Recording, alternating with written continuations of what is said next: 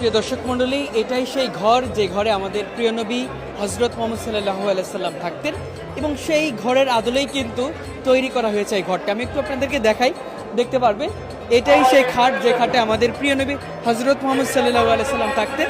তবে এই খাটটি কিন্তু সেটার আদলেই তৈরি করা হয়েছে এবং এটাই মহানবী সাল্লাল্লাহু আলাইহি সাল্লামের ঘর। আমরা যদি একটু দেখানোর চেষ্টা করি দেখতে পারবেন একেবারে আমরা সেই 1400 বছর পিছনে চলে যেতে হবে। আমাদের একটু চোখ বুঝলেই কিন্তু আমরা অনুধাবন করতে পারছি যে এটাই সেই 1400 বছর আগের হযরত মুহাম্মদ সাল্লাল্লাহু আলাইহি সাল্লাম যে ঘরে থাকতেন, যেখানে নামাজ পড়াতেন, সমস্ত কিন্তু এখানে তুলে ধরা হয়েছে। আমরা এক নজর আপনাদেরকে দেখানোর চেষ্টা করব। আমি একটু দেখাই, দেখতে পারবেন এখানে লেখা রয়েছে নবীজি সাল্লাল্লাহু আলাইহি সাল্লামের ঘর ঠিক যেমনটি ছিলেন এমনটাই কিন্তু লেখা হয়েছে। আমি একটু সামনে যাব, মানে এত পরিমাণ মানুষ, উপচে পড়া ভিড়। আমরা এই ভিডিও থেকে বা এই দৃশ্য থেকে আমাদেরকে স্মরণ করিয়ে দিচ্ছে যে ইসলামের প্রতি মানুষের যে ভালোবাসা, ভালো লাগা এবং প্রেম, সেটা কিন্তু এখানে প্রকাশ পাচ্ছে। আমি যদি একটু দেখাই, আপনাদেরকে দেখানোর চেষ্টা করবো। এটা আমি আসলে বুঝতে পারছি না, আমি একটু জানতে চাচ্ছি এই জায়গাটা সম্ভবত আল্লাহ রাসূলের পাকের একটা নিদর্শন, পাকঘর, খাওয়া দাওয়া করতে। যেমনটি আসলে আমি শুনলাম। আমি যদি একটু আপনাদের থেকে দেখানোর চেষ্টা করি, একটু ভিতরে যাব, ভিতরে কিন্তু আসলে আমরা একটু দেখানোর চেষ্টা করব। দেখতে পারবেন যে এটাই সেই মসজিদের মেম্বর যেখানে প্রিয় নবী হযরত মুহাম্মদ সাল্লাল্লাহু আলাইহি সাল্লাম নামাজ পড়তেন, ইমামতি করতেন। আমি আসলে এই দৃশ্য দেখে আমার নিজের কাছে আমি আবেগে আপ্লুত হয়ে পড়ছি যে আসলে আজকে নিজের চোখে সেই প্রিয় পবিত্র জায়গাটি দেখতে হচ্ছে। এই সেই জায়গা, এখানেই কিন্তু আমাদের প্রিয় নবী হযরত মুহাম্মদ সাল্লাল্লাহু আলাইহি সাল্লাম মেম্বরে বসতেন এবং এখান থেকে কিন্তু ইসলামের বয়ান সারা বিশ্ব কিন্তু ছড়িয়ে পড়েছে। দর্শক, আমরা একটু দেখানোর চেষ্টা করি, দেখতে পারবেন সেই 1400 বছর আগে মসজিদে নববীর সামনে এবং রাসূল সাল্লাল্লাহু আলাইহি সাল্লামের ঘরের সামনে ঠিক যেমনটি খেজুর গাছ ছিল, সেই খেজুর গাছের দৃশ্য কিন্তু দেখতে পাচ্ছি। একেবারে অরিজিনাল খেজুর গাছগুলো কিন্তু এখানে স্থাপন করা হয়েছে। আমি একটু সামনে যাব, একটা কুয়া দেখতে পাচ্ছি যেখান থেকে আসলে পানি তোলা হতো এবং এই পানি কিন্তু পান করতো। আমি একটু দেখানোর চেষ্টা করি। আজকে এত পরিমাণ মানুষ, জানি না কিভাবে আপনাদের কাছে তুলে ধরতে পারছে। আমি একটু দেখানোর চেষ্টা করি।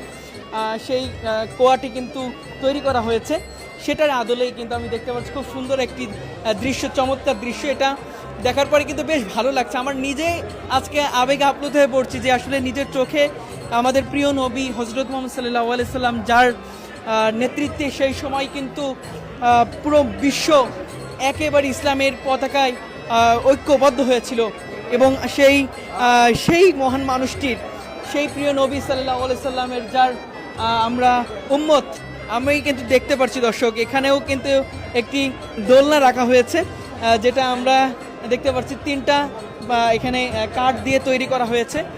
খুব সুন্দর এবং চমৎকার একটি দৃশ্য আমরা দেখতে পাচ্ছি এবং এই সাইডে আসলে কিন্তু আরেকটি দৃশ্য আমরা দেখতে পারবো।